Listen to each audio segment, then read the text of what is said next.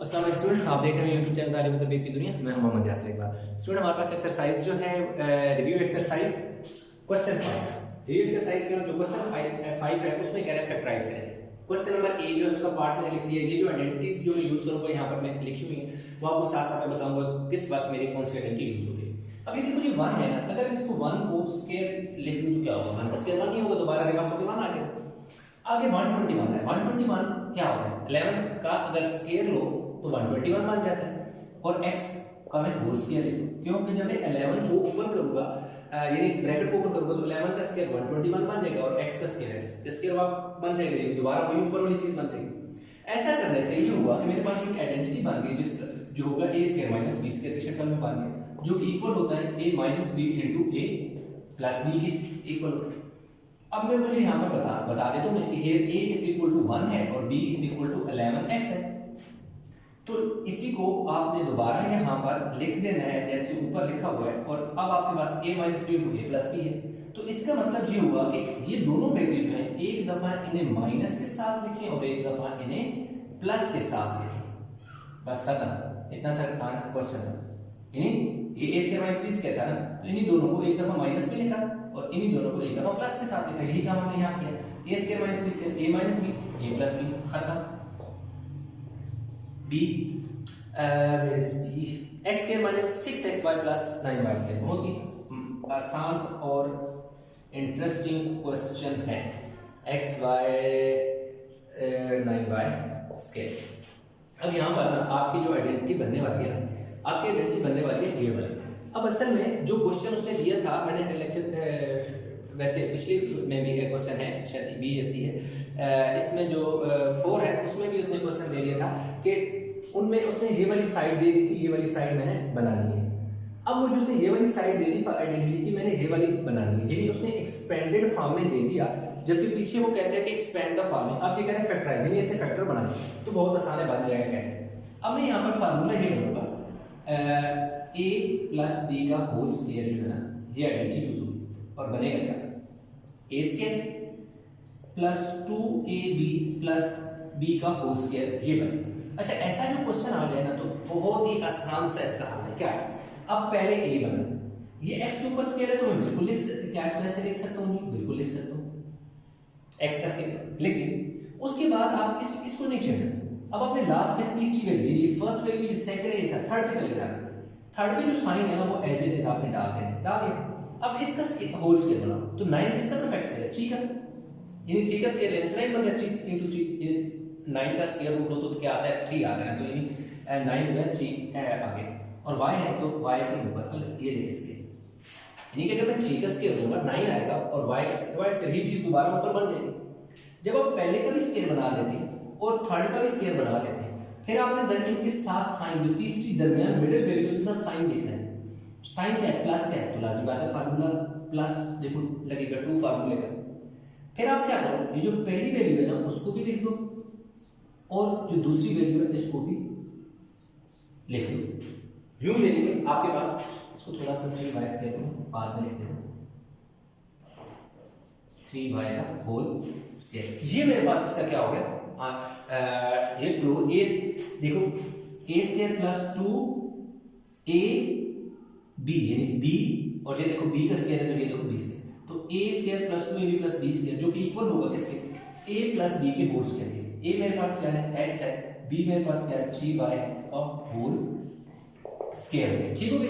तो यहाँ पर मेंशन कर दूंगा here a is equal to x, b is equal to 3y, के a का मतलब क्या है? x है, b का मतलब 3y है, तो a प्लस b का होल स्क्वायर है, इसलिए x प्लस 3y का ये होल स्क्वायर। यानी ये जो एक्सपेंडेड फॉर्म में था, ये राइट हैंड साइड की फार्मूले की, उसको हमने लेफ्ट हैंड साइड एक फैक्टर की शक्ल में लिख दिया। तो ये क्वेश्चन हमारे पास इस तरह हो गया। वीडियो को पास करें, स्क्रीनशॉट लें, अगले पार्ट की तरफ मूव करें। नेक्स्ट हमारे पास है जी part C, 25x square minus 100, 25x square minus 100xy plus कितना हो जाएगा? 16 कितना है? 100, ये भी 100 है, 100 y स्क्वायर है, इधर भी 100 क्या है? y square 25। अच्छा, इनमें से ना पहला काम ये करेंगे 25 कॉमन ले लें। क्यों? क्योंकि 25 का टेबल 25 भी जाता है, 100 और 100 पे जाता है, तो पहले तो 25 कॉमन ले। जब 25 कॉमन लेंगे तो 25 बाहर चला गया, x आ गया। 25 का टेबल 100 पे 4 टाइम जाता है तो 4 आ जाएगा। इसी तरह 25 का टेबल 100 पे 4 टाइम जाता है और y स्क्वायर आता है। अब यहाँ पर जो आइडेंटिटी बनने वाली है ना, वो बनने वाली है a square minus 2ab plus b square, जो कि इक्वल होगा a प्लस b के a माइनस b के होल स्क्वायर। यानी पीछे वाला क्वेश्चन में प्लस वाली आइडेंटिटी लगी है, इसमें माइनस वाली आइडेंटिटी लगी है। अब देखिए 25 बाय तो इसी तरह रहेगा। अब यहाँ पर मैंने a स्क्वायर बनाना है तो मैं x का होल स्क्वायर ले लूंगा, यानी a बन गया। फिर मैंने आपको क्या कहा कि थर्ड से b बनाओ। ये 25 4 है ना, तो उसको अगर मैं 2y का होल स्क्वायर लिखूं तो देखो b स्क्वायर भी बन गया, यानी a स्क्वायर भी बन गया, b स्क्वायर भी बन गया। -2 फार्मूले का लिख दिया। आगे a b है, a आपके पास क्या है x है, b आपके पास क्या है 2y है, 2y लिखो और ये साइन तो एज इट इज रहते हैं, खत्म हो गया। अब आपने ये 25 को इसी तरह लिख देना। अब देखो a square minus 2ab plus b square जो कि इक्वल है a माइनस b की होल स्क्वायर, और यहाँ पर आप मेंशन करेंगे here a is equal to x and b is equal to 2y, कि मेरे पास जो जहाँ a है वहां मेरे पास क्या है x है, और जहाँ b है b की जगह मेरे पास क्या है 2, b की जगह मेरे पास क्या है 2y।